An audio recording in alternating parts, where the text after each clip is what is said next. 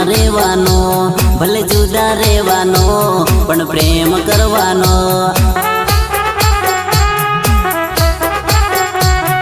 નફરત તું મારા દિલમાં એવી ભરી દે, મારા દિલથી હવે એને દૂર કરી દે। ઓ ભોળા ઓ ભોળા ઓ ભોળા ભોળા ભોળા, ઓ ભોળા ભગવાન કઈ એવું કરી દે, મારાથી એને હવે દૂર કરી દે। મારી મજબૂરી છે એવી મને જુદા કરી દે, 4-5 વર્ષ બાદ